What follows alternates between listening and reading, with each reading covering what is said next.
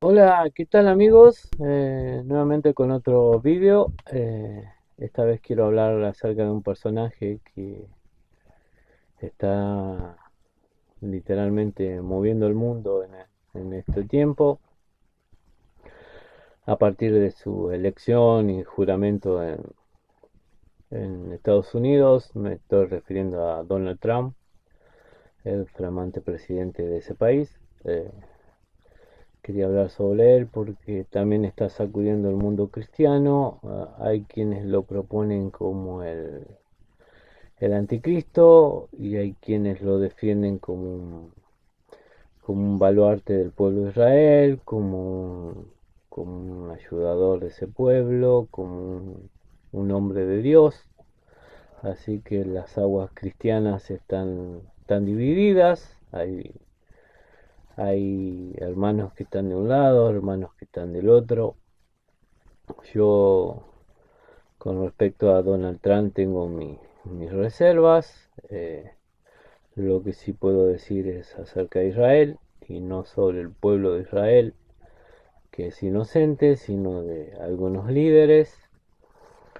Eh, Esto no es nuevo. Nuestro Señor Jesucristo tuvo problemas con la clase dirigente de aquel tiempo. El apóstol Pablo ha tenido problemas también en aquel tiempo con la clase dirigente, con el Sanedrín, con los gobernantes de aquel entonces. Es algo que le llaman sionismo, que ha estado muy activo todo el tiempo. Eh, Así que, bueno, me gustaría comentar algo sobre esto, eh, y hacer un poco de reconto de lo que está pasando y de las opiniones divergentes de mis hermanos. Uno de los que lo defiende y propone como un adalid de la libertad, de la ayuda de cristianos y judíos es David Diamond, un importante pastor, en especial por este medio. Hay quienes también lo atacan a Donald Trump. Yo quiero darles mi opinión. Esto, abuelo de pájaro, no metiéndome profundamente, sino siguiendo las versiones de estos hermanos pastores, eh, que hablan sobre este sujeto. Bueno, quiero decirles qué figura, cómo se movía el sionismo, cómo dominaba Estados Unidos, el sionismo israelí, cómo dominaba Estados Unidos como una marioneta.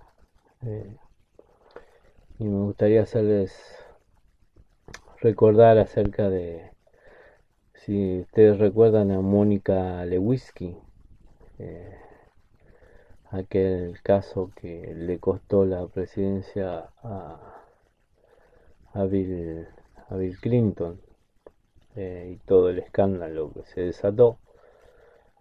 Esta mujer, Mónica Lewinsky, era una pasante, creo, una estudiante que llegó cerca del presidente a entregarle sus favores.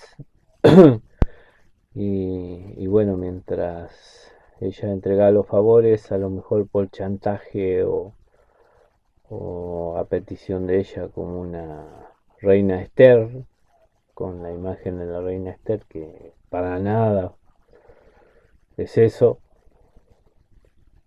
pero creyéndose una Esther, intercedía con Bill Clinton de esa mala forma para evidentemente que se ataque al pueblo musulmán, al pueblo árabe, a los palestinos, que es el problema que tiene Israel desde siempre. Así trabaja el sionismo, manipulando en las sombras, utilizando las debilidades de los presidentes de Estados Unidos. Aparentemente también encontraron una brecha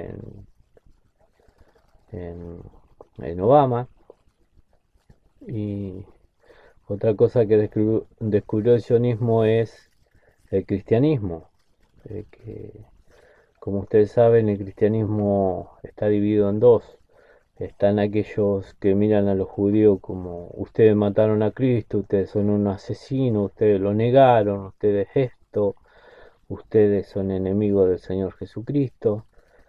Y están aquellos que conocen exactamente por las prédicas del apóstol Pablo, de Pedro, de que es un plan de Dios esa dureza del corazón de Israel para acercarse a nosotros los gentiles. Y quienes entendemos esto, sabemos que contra Israel no se puede ir, lo consideramos el pueblo de Dios, sigue siendo un pueblo bendito, nadie se puede meter con él y hay que tratarlo con respeto.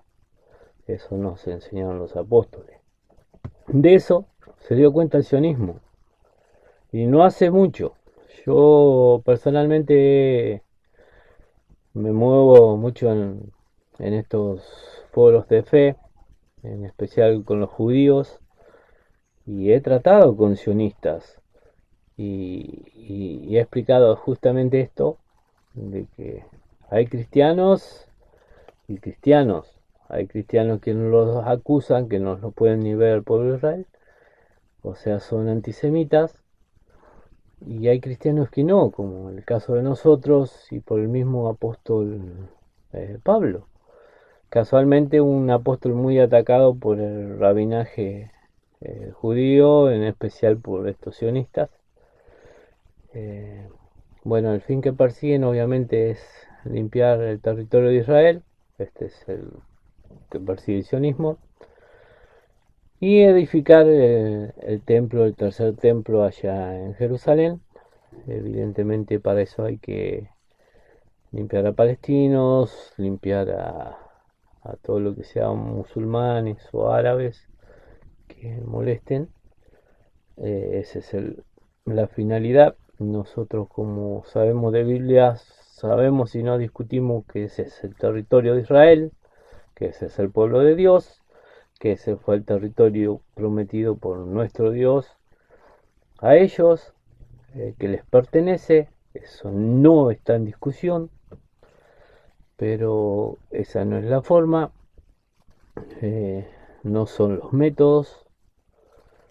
Evidentemente Dios sabe cómo desplazar, Dios tiene el poder suficiente para hacerlo, solamente tienen que pedírselo.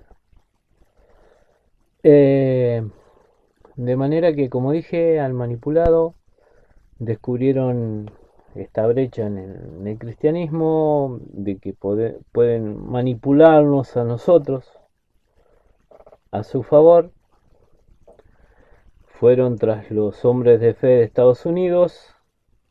Estos a su vez tienen control sobre el presidente Donald Trump, y en esa manipulación están logrando los objetivos, y el objetivo sería la construcción del templo de Jerusalén, el tercer templo, como ya dije. Pero quiero llevarlos en el tiempo hacia el pasado y quiero decirle qué significa para Dios la construcción de un templo en Jerusalén hoy o mañana o cuando lo quieran construir. Para Dios, el templo tercero de Jerusalén, a los ojos de él, es nada más ni nada menos que otra torre de Babel. Porque el templo de Dios, que esto ignoran al parecer muchos judíos, en especial el judío Nicodemo que se enfrentó con el Señor Jesucristo, era una especie de embajada del cielo en la tierra. Era una forma de llegar a Dios, el lugar santo santorum del templo. Era la forma en que el sumo sacerdote entraba a la presencia de Dios como una embajada, eh, y conversaba con él. La torre de Babel era para eso.